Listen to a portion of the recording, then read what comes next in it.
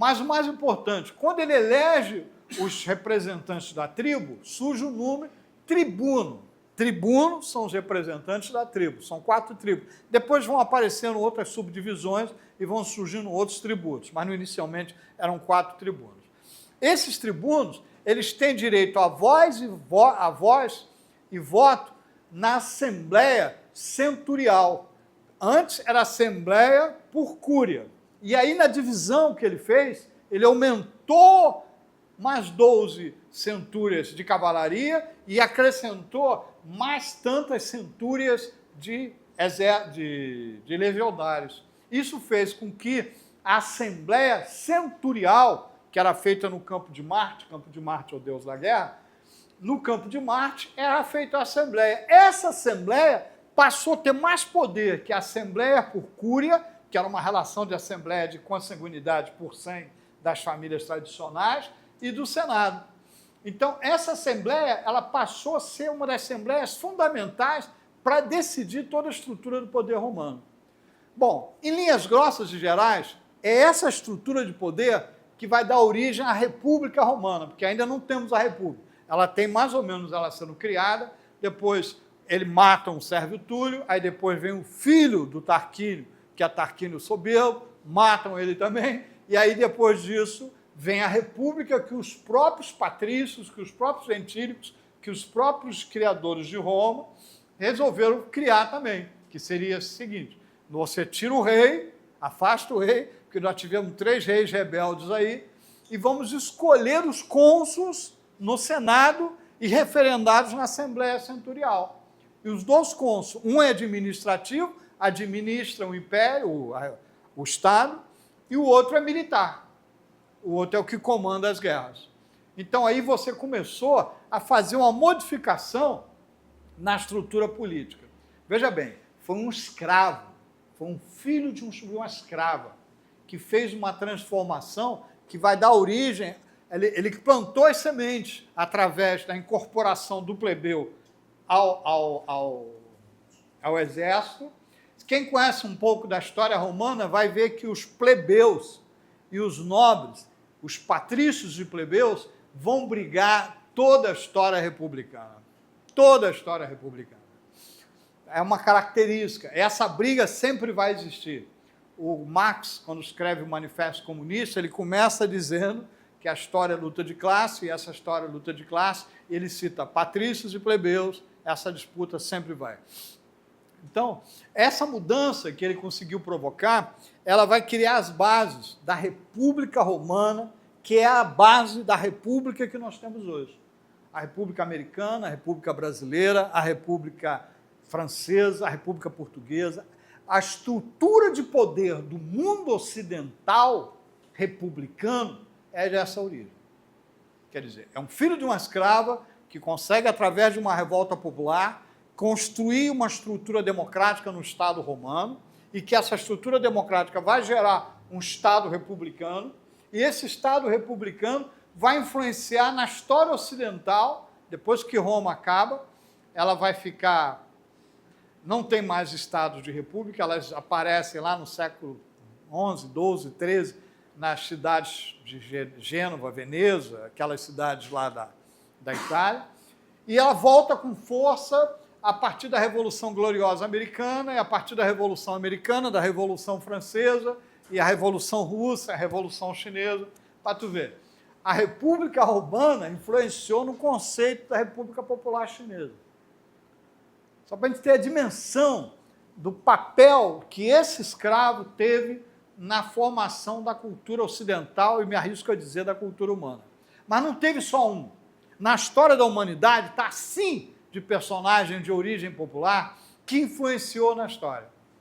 E esse é o projeto do curso. O curso é a gente entender que nós somos a semente da terra, nós somos sal da terra, nós somos filhos dos oprimidos, nós somos aqueles que vêm de origem humilde, e somos nós que trazemos a verdade dentro da nossa formação. A gente pode não ter isso claro, porque a gente só vai ter isso claro diante de um cenário quando é testado. Você olha, por exemplo, eu não sou lulista, não sou petista, por favor, tenho muitas críticas, inclusive, Mas você vê, o Lula foi preso. Antes de ser preso, falou, cara, vai embora, vai pegar asilo, vai fugir, vai fazer qualquer coisa. Se negou. Foi preso, ficou preso. E aí o que aconteceu com ele? Vão te oferecer uma tornozeleira eletrônica. Eu falei, não quero. Vão te deixar uma prisão domiciliar, não quero, só saio daqui com a minha liberdade garantida pela minha inocência. O nome disso é integridade, né, gente? Agora, você olha para esse que está agora lá. O cara está preso, toda hora aparece um problema, toda hora diz que está doente, toda hora tem caiu, bateu a cabeça, não está conseguindo arrotar, está com a barriga inflamada. Barulho de ar-condicionado. Porra, pelo amor de Deus, que tipo de gente é isso, rapaz? Toda assim, tu vê um cara que veio da pobreza, da miséria, mas você fala dele, vou falar de um outro. Quem conhece a história de Juscelino Kubitschek? Quem conhece a história dele? É um cara que só foi vestir sapato para entrar em faculdade, porque sempre andou descalço. Era filho de uma mulher pobre, com um imigrante que passou aventureiro e fez um filho dela e foi embora. Acho que é um tchecoslovaco. E foi embora. É um cara que vem de origem humilde, chegou a presidente do país. Tem divergência com ele, mas eu não posso negar que tentaram derrubar, uma vez pegaram um avião dele, e ele saiu de São Paulo e ia para Belo Horizonte. Acho que era Belo Horizonte, ainda não tinha Brasília. E o pessoal do aeroporto apagou as luzes do aeroporto. A namorada dele, a amante dele, que ele era casado, tinha uma namorada, resolveu conversar com o pessoal que tinha, como é que é o nome? Esses lugares que faz voo de teco-teco. Bom, era um aeroportozinho pequeno.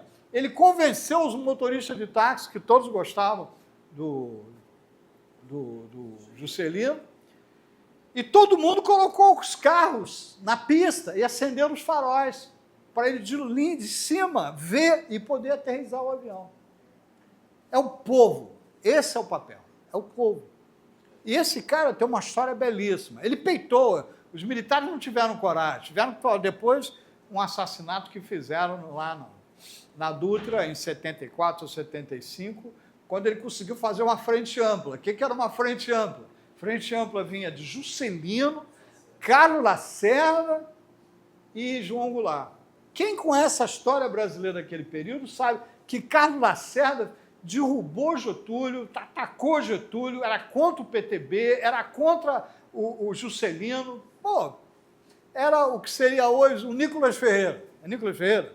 É o Nicolas Ferreira da vida fazendo acordo com Haddad, enfim, alguma coisa nesse sentido.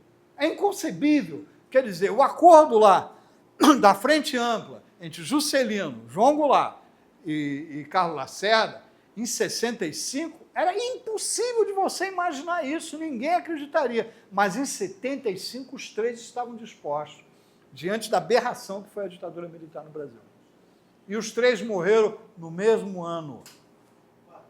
Morreram no mesmo ano. Mas eu não vou discutir isso. Bom, então, qual é o papel? O papel desse curso, a gente tem que ter um pouco da história antiga, da história medieval e da história contemporânea, para que a gente compreenda quem nós somos, que momento é esse que nós estamos vivendo, como é que nós chegamos até agora, quais foram os valores que nos embalaram. A nossa cultura é grego-romana, judaico-cristã. Apenas isso? Não. Ela tem índio e ela tem negro. E aqui o negro é grande e o índio é grande. Inclusive, se a gente for estudar a maioria das estradas dos que nós temos hoje, a Dutra, o Anhanguera, o Fernão Dias, todas elas aí, são caminhos de índios. São caminhos de índios. O caminho já estava feito, o topógrafo foi lá e falou, vamos fazer por aqui, porque o índio já fez o caminho. Todas as grandes estradas brasileiras são caminhos de índios. Dá para a gente ter noção do que é isso? Grande parte da nossa alimentação, a mais rica, a mais nutritiva, é de origem indígena. O trigo, que os italianos trouxeram o trigo para cá, eu faço parte dessa geração, o trigo, se você for ver hoje, o dano que ele causa, esses pães que nós estamos comendo aí, é um crime. O índio era batata doce, inhame e aipim. Era o café da manhã meu, inclusive, quando eu era garoto de 5, 6 anos, quando eu fui criado no interior. E é altamente nutritivo. Se você vê o tipo de alimentação que nós temos, eu não vou considerar que a banana veio lá de fora, que a manga veio da Índia, os portugueses trouxeram. A maioria das árvores frutíferas aqui, com exceção do jambo, do tamarino e de algumas outras, são todas vindas de fora. Para você ter a dimensão do que foi a colonização portuguesa. Se a gente for estudar a estrutura política da nossa colonização, caramba, tu tira o chapéu para o português. E a gente desmerece isso. A gente desmerece a nossa colonização. A gente acha que fosse colonizado pelos ingleses ou pelos holandeses, nós seríamos uma superpotência, né? Isso aí é síndrome do vira-lata. A nossa educação, a nossa formação, sem dúvida, foi uma das melhores. Ela só piorou nos últimos 70, 80 anos, depois do golpe militar de 64. Nós tínhamos uma boa formação.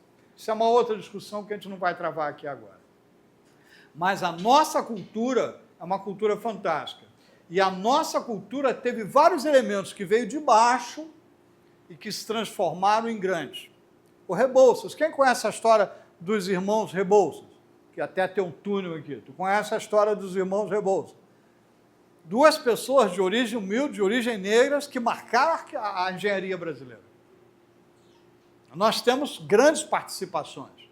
Se a gente for ver assim, por exemplo, o Pedro II, lá em 1840, 40, criou o Instituto Histórico Geográfico Brasileiro. Porque ele queria que o Brasil tivesse uma obra histórica para explicar quem nós somos. O que é o Brasil? O que é isso? Porque todo mundo só escrevia vindo de lá para cá, olhava, escrevia e voltava para lá. A gente não tinha uma academia aqui. A gente não tinha essa preocupação. Tá bom. Então não tinha. Aí o Pedro II falou, não, vamos criar um Instituto Histórico Geográfico Brasileiro, vamos fazer um concurso para que a gente faça um livro de história brasileira. Vamos escolher. Aí fez isso e tal, todo mundo escreveu, chegou no concurso, quem ganhou foi um austríaco, que era um aventureiro, que só veio para cá para ver se arrumava um casamento bom com alguma nobreza aqui, filho de um barão do café, ou um grande barão aí. Enfim, um aventureiro. Um cara que não veio para ficar ou para criar raízes aqui, veio para a aventura. E esse cara, ele escreveu uma obra que é a História Geral do Brasil, eu acho que é isso. 6 volumes. Essa obra, até hoje, é usada como um marco da nossa historiografia. É um aventureiro, não era um cara assim, de grandes famílias europeias. É um aventureiro. E essa história, Brasil ciclo da borracha, ciclo do algodão, ciclo do café, ciclo da madeira, isso aí, esse modelo, essa organização, isso veio dessa cultura inicialmente trazida por esse Vanhagem, o nome dele.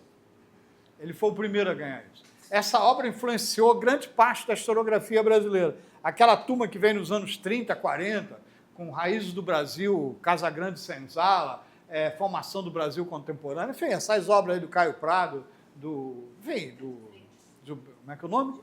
Gilberto Freire, aquele outro, Casagrande Senzala, não, Sérgio Buarque. Esses homens, eles olharam aquelas inícios ali. Esse já vem de umas famílias tradicionais. Só para a gente ter uma ideia, o Caio Prado Júnior, ele vai se tornar um comunista. A família Prado Júnior é uma família de fazendeiros ricos lá de São Paulo. Ele foi professor da USP. Quem conhece a história da USP sabe que a USP foi construída pela elite paulista que tinha perdido com a Revolução de 30 para se contrapor ao projeto varguista, que era criar uma universidade que criasse quadros para um Estado em processo de formação, que é a Universidade Nacional do Brasil, que hoje é o UFRJ, que os militares aí federalizaram. E aí os paulistas criaram a USP para se contrapor a esse projeto. E o Caio Prado Júnior acreditava que era possível criar dentro da UDN, olha só, é como se era possível criar dentro do PL hoje, fosse criar dentro da UDN uma ala comunista. Para tu ver como é que o Caio Prado Júnior podia ser um baita teórico, entender bastante de história brasileira, mas de política concreta real era um zero à esquerda. Ele tem uma obra chamada A Revolução Brasileira, que ele escreve logo após o golpe de 64, tentando ver os erros que a esquerda cometeu naquela época.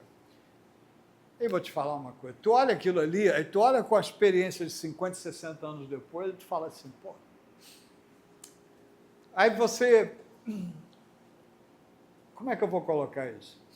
Os nossos intelectuais que produziram esses conceitos